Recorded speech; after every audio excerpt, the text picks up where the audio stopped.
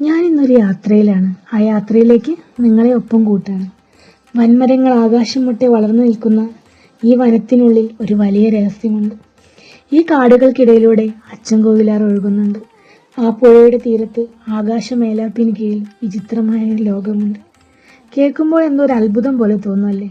അതെ, അത്ഭുതങ്ങളുടെ ഒരു ഈറ്റില്ലത്തിലേക്ക് തന്നെയാണ് നമ്മൾ കടന്നു പോകുന്നത്. അപ്പോൾ നമ്മളിന്ന് പോകുന്നത് പത്തനംതിട്ട ജില്ലയിലെ കോന്നിക്കടുത്തുള്ള ശ്രീ കല്ലേലി ഊരാളി അപ്പൂപ്പൻ കാവിലേക്കാണ്.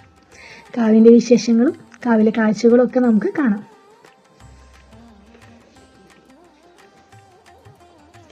പ്രകൃതി ആരാധനയുടെയും ആദിഗോത്ര സംസ്കാരത്തിൻ്റെയും സവിശേഷതകൾ നിലനിർത്തുന്ന ഒരു അപൂർവ ക്ഷേത്രമാണ് ശ്രീ കല്ലേലി ഊരാളി അപ്പൂപ്പൻ കാവ്. അങ്ങനെ ഒരുപാട് സമയത്തെ യാത്രകൾക്കൊടുവിൽ നമ്മളിതാ കാവിലേക്ക് എത്തിച്ചേർന്നിട്ടുണ്ട്. ഒരുപാട് തിരക്കുണ്ട്, ഒരുപാട് ആളുകളുണ്ട്, ഒരുപാട് കാഴ്ചകളുണ്ട്.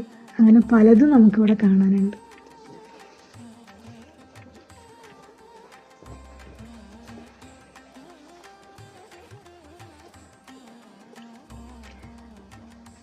അപ്പം ഈ കാണുന്നതാണ് ശ്രീ കല്ലേലി ഊരാളി അപ്പൂപ്പൻ കാവിൻ്റെ പ്രവേശന കവാടം. അപ്പം നമ്മൾ വണ്ടി ഒരിടത്ത് വെച്ചിട്ട് നമ്മൾ കാവിലേക്ക് കടക്കുകയാണ് കേട്ടോ. ഇനി കാവിൻ്റെ വിശേഷത്തിനെ കുറിച്ച് പറയുകയാണെങ്കിൽ ഒത്തിരി പറയാനുണ്ട്.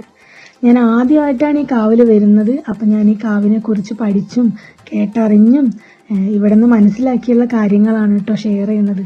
അച്ചൻകോവിലാറിൻ്റെ ഈ തീരത്ത് ഇത്രയും മനോഹരമായിട്ടുള്ളൊരു ക്ഷേത്രം സങ്കല്പിക്കാൻ പോലും പറ്റാത്ത അത്ര മനോഹരമായിട്ടൊരു ക്ഷേത്രം. നമ്മൾ ഇന്ന് ഈ കാണുന്ന കാവിന് കാവലായിട്ട് 2 പേരുണ്ട്, അപ്പൂപ്പനും അമ്മൂമ്മയും. സഹ്യപർവ്വത നിരകളിലെ 999 മലകളുടെയും മലദൈവങ്ങളുടെയും അധിപനാണ് കല്ലേലി അപ്പൂപ്പൻ. പാണ്ഡ്യദേശവും മലയാളക്കരയും അടക്കി വാണ പ്രകൃതിയെ വിറപ്പിച്ച വീരയോദ്ധാവ്. അപ്പൂപ്പൻ മാത്രമല്ല, അപ്പൂപ്പന് കാവലായിട്ട് അപ്പൂപ്പൻ്റെ തൊട്ടരികിൽ അമ്മൂമ്മയുണ്ട്. അപ്പൂപ്പൻ്റെ പെറ്റമ്മയായിട്ടാണ് അമ്മൂമ്മ അറിയപ്പെടുന്നത്. ഈ അമ്മയും മകനും ചേർന്നാണ് ഈ വലിയൊരു വനത്തിനെയും അതിലെ സകല ജീവജാലങ്ങളെയും സംരക്ഷിച്ചു പോരുന്നത്.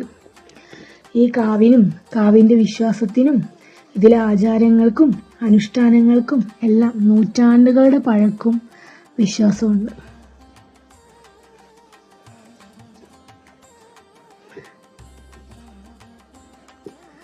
പ്രകൃതിയെ ദൈവമായി കണ്ട് നെഞ്ചിലേറ്റിയ ഒരു ജനതയുടെ കഥയാണ് കല്ലേലി ഊരാളി അപ്പൂപ്പൻ കാവിൻ്റെ.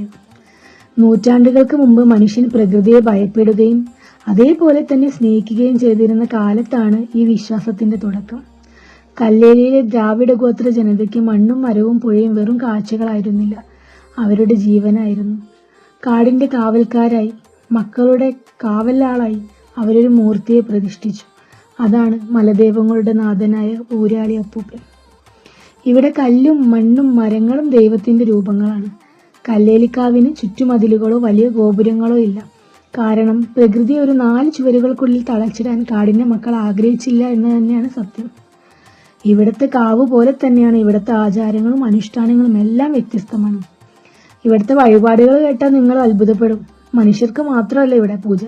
അച്ചൻകോവിലാറ്റിലെ മീനുകൾക്ക് മീനൂട്ട്, കാട്ടിലെ കുരങ്ങന്മാർക്ക് പഴങ്ങൾ നൽകുന്ന വാനരയൂട്ട്, ആനകൾക്ക് ആനയൂട്ട്, അങ്ങനെ കാട്ടിലുള്ള സകല ജീവജാലങ്ങളെയും ദൈവമായിട്ട് കണ്ടുകൂട്ടുന്ന ഒരാചാരമാണ് ഇവിടെയുള്ളത്. അങ്ങനെ നമ്മളും പോയി. നമ്മൾ അപ്പൂമ്മയ്ക്ക് വെറ്റയും വട്ടിയും അപ്പൂപ്പന് താലും എല്ലാം എടുത്ത് നമ്മുടെ ആഗ്രഹങ്ങളും നമ്മുടെ കാര്യങ്ങളൊക്കെ പറഞ്ഞ് നമ്മൾ വഴിപാടുകളൊക്കെ ചെയ്തു. അങ്ങനെ നമ്മൾ വഴിപാട് ചെയ്ത് കഴിയുമ്പോൾ പിന്നീട് എന്ത് ചെയ്യണമെന്ന് പറഞ്ഞ് നമുക്ക് അവിടുത്തെ പ്രായമായിട്ടുള്ള ഊരാളി കാര്യങ്ങളെല്ലാം പറഞ്ഞു തരും. അത് കഴിഞ്ഞതിന് ശേഷം നിത്യമുള്ള കഞ്ഞിസദ്യയാണ് അമ്പലത്തിലെ ഏറ്റവും പ്രധാനം. ആരും വിശന്നിരിക്കേണ്ടി വരില്ല ഈ അമ്പലത്തിൽ വന്നു കഴിഞ്ഞാൽ. അങ്ങനെ നമ്മളും കഞ്ഞിസദ്യ കുടിക്കാൻ പോയി. കഞ്ഞിയും പയറും അച്ചാറും ഒക്കെ കൂട്ടി വയറും മനസ്സും നിറഞ്ഞ് സദ്യ കഴിച്ചു. അത് കഴിഞ്ഞതിന് ശേഷം വീണ്ടും നമ്മൾ കാടും പ്രകൃതിയും അമ്പലവും ഒക്കെ ചുറ്റിക്കണ്ടു. ഇവരൊക്കെ ഇവിടെ ഇങ്ങനെ നടക്കുന്നില്ലേ, സ്വന്തം വീട് പോലെ. അതാണ് ഈ അമ്പലത്തിന്റെ ഏറ്റവും വലിയ പ്രത്യേകത. ഈ അമ്പലത്തിൽ വരുമ്പോൾ നമുക്കൊരു പോസിറ്റീവ് എനർജിയും പോസിറ്റീവ് വൈബും കിട്ടും. അതിനുള്ള പ്രധാന കാരണം വേറൊന്നുമല്ല, നമ്മൾ പ്രകൃതിയെ സ്നേഹിച്ചു കഴിഞ്ഞാൽ അതിന് ഇരട്ടിയായിട്ട് പ്രകൃതി നമ്മളെ തിരിച്ച് സ്നേഹിക്കും, നമുക്ക് വേണ്ടത് തരും. അതാണ് ഈ അമ്പലം.